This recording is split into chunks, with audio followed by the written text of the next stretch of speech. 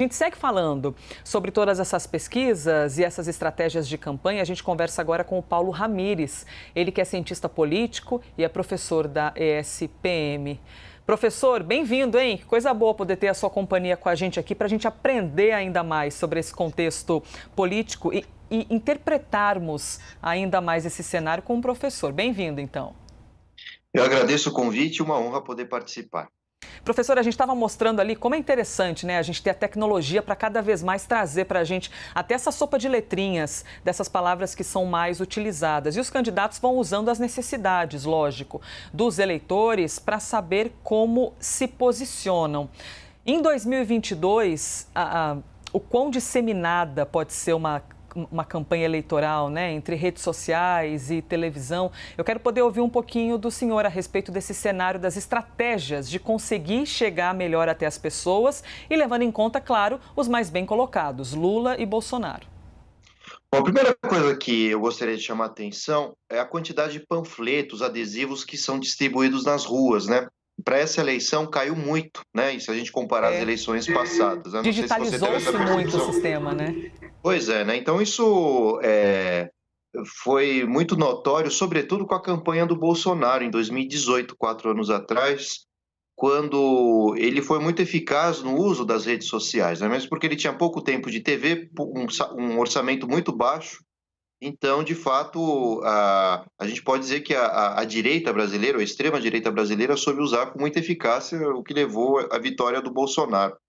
Já nas eleições de 2020, municipais, nós vimos os partidos de centro, esquerda, também aprendendo a usar esses recursos, né?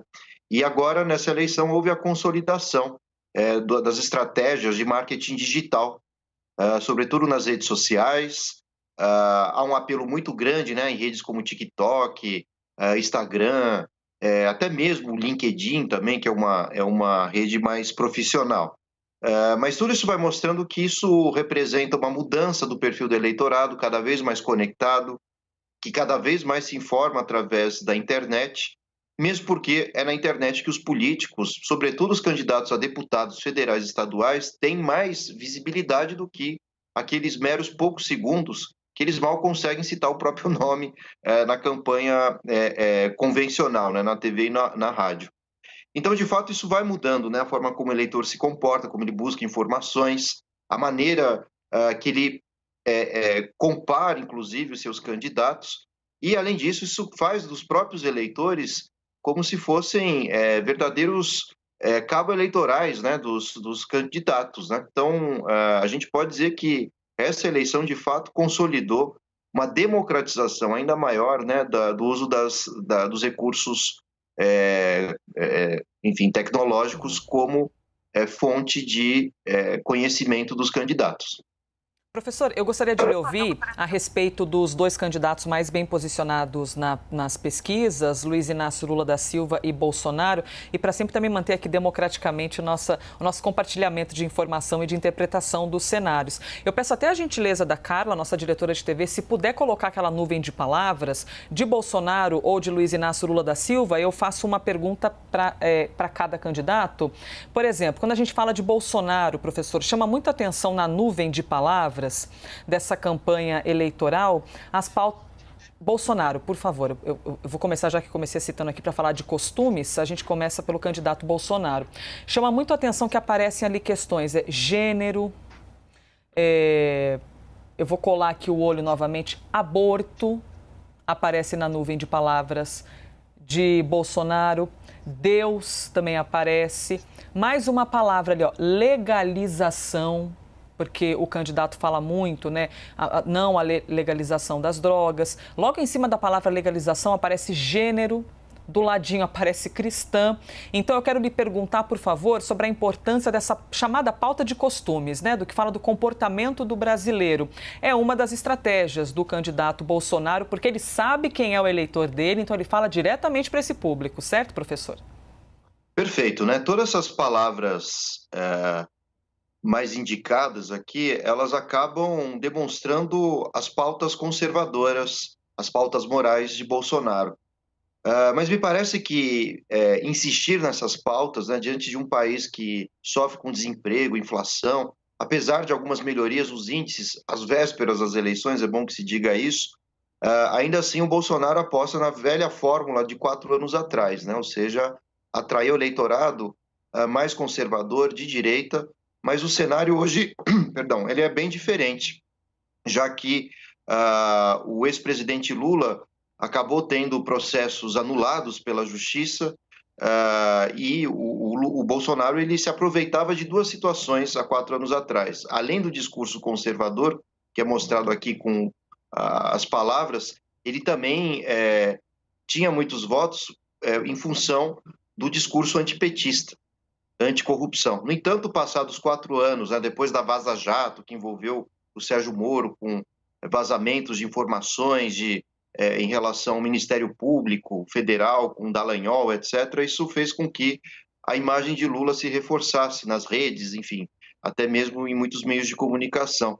E o resultado disso é que o Bolsonaro ficou órfão, né, de uma parte importante do seu discurso, que era exatamente os ataques ao ex-presidente Lula, e que eram reforçados também por conta também das críticas abundantes que existiam em diversos meios de comunicação. Isso, de fato, não está ocorrendo mais com tanta força como 4 anos atrás.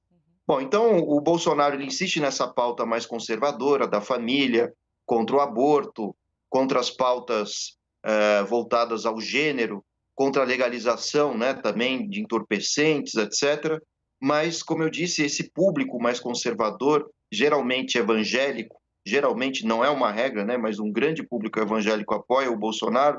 Esse público ele vive hoje uma grande contradição, né, já que boa parte dos evangélicos que votam em Bolsonaro recebem baixos salários ou são de uma classe média, mais ou menos.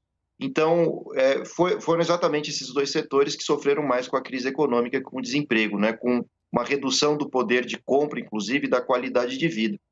Então, me parece que o Bolsonaro ficou órfão, né, como eu disse agora há pouco, de uma outra parte do seu discurso de 4 anos atrás, que tinha muito apoio da mídia também, que era as críticas contra os governos petistas. Isso foi sendo neutralizado gradativamente à medida que a gente observa grupos, inclusive, como a Fiesp, grandes empresários, artistas, apoiando o Lula nessa eleição. Inclusive, muitos deles, 4 anos atrás, aplaudiam a prisão de Lula. Tá, então, a análise do professor Paulo Ramires a respeito do candidato Jair Bolsonaro. Agora eu vou dedicar também uma atenção para a gente poder analisar aqui junto, professor, a nuvem de palavras do candidato Luiz Inácio Lula da Silva, para que a gente possa observar o que aparece ali, e é justamente o que o candidato do PT foca, porque os discursos são todos preparados com base no interesse dos brasileiros, evidentemente. Brasil é uma obviedade, mas eu chamo a atenção aqui para uma palavra que está ali no meio. O presidente e agora candidato Lula citou muito a palavra ódio. Ele cita família também, amigos, e família que é muito citada pelo candidato Bolsonaro, mas ele também traz fome, ele fala muito de pobre, cita economia. Deixa eu ver aqui, eu tô com um professor e ao mesmo tempo lendo. E essas questões do ódio, né? O candidato Lula trazendo que precisa diminuir o ódio disseminado para que os brasileiros... Aí vai todo aquele entorno dos discursos de candidatos que são muito comuns. Gostaria de ouvir também o senhor a respeito dessas palavras muito citadas pelo candidato Lula, que vem ali fazendo uma frente desde o início das pesquisas, figurando sempre como candidato que está mais bem posicionado nas intenções de voto. Bom, essas palavras mais destacadas, elas trazem pelo menos duas grandes estratégias usadas pelo PT, pela candidatura de Lula nessa campanha, né? A primeira delas é a tentativa de pacificação do país, né? Por isso os termos respeito, paz, amor, né? Enfim, ódio, inclusive, né? Então, o Lula, inclusive, conseguiu se demonstrar como um candidato que não era exatamente de uma centro-esquerda ou esquerda, né? Mas ele se apresentou como um candidato que defende a democracia. Por conta também dos ataques de Bolsonaro nos últimos 4 anos ao STF, as próprias urnas eletrônicas, as ameaças, né, de um eventual golpe, né, inclusive agora, recentemente, no 7 de setembro, isso ocorreu também. Então, o Lula se aproveitou de algumas falhas, na verdade, de Bolsonaro, no seu discurso que era desrespeitoso exatamente com o funcionamento da democracia. E fora o fato de que havia também, nesse governo atual de Bolsonaro, falas não só contra a democracia, mas contra direitos fundamentais dos indivíduos, das populações indígenas, das mulheres, da população negra, dos deficientes, meio ambiente. Então, o Lula, ele se está tão à frente nas pesquisas, né, e muito próximo de uma virtual vitória no primeiro turno, isso se deve exatamente por esse discurso pacificador. E não só apenas isso, né, porque outras palavras que também são destacadas aqui são palavras como economia, salário, emprego. Então, o Lula também se aproveita de uma situação que foi bem pesada para a sociedade brasileira, né, que enfrentou uma pandemia, questão da inflação, do desemprego. Então, esse cenário, né, que mostra um agravante, né, dos dados sociais, também foi aproveitado pelo ex-presidente Lula com a intenção de fazer a campanha em cima de uma mudança radical da situação econômica. Né? Mas vale dizer que a campanha de Lula na TV, até mesmo nos debates, ele foi, de certo modo, um tanto pobre em termos de apresentação de propostas. O Lula se apresentava como um candidato que, caso retorne ao poder, faria muito melhor do que os seus 8 anos de mandato, seus 2 primeiros mandatos. Mas não ficou muito claro o que seria, para onde irá o Brasil exato. Isso tem um porquê. É porque o Lula constituiu uma ampla aliança, né, diga-se de passagem, com múltiplos partidos, tendências também que não são originárias daquilo que pensa o PT, como é o caso do próprio Geraldo Alckmin, que sempre foi uma figura muito voltada ao mercado, ao interesse dos grandes industriais, agricultores. Então, o Lula, mais ou menos, apresentou para a gente uma carta em branco, né? Sem apenas defendendo, claro, a democracia, claro que isso é fundamental, mas me parece que o Lula, caso seja eleito no primeiro turno, ou já ou no segundo turno, isso vai criar alguns embrólios, né, em termos do que lembra uma expressão que era usada em Portugal para descrever o anterior governo, né, que era a geringonça. Né? Ele está formando uma verdadeira geringonça política, com vários partidos, Centrão, alguns membros do Centrão retornando ao apoio ao PT, Renan Calheiros, Alckmin, ao mesmo tempo MST, o PCdoB, PSOL. Então, realmente isso desperta uma certa curiosidade. O que será esse mandato eventual de Lula?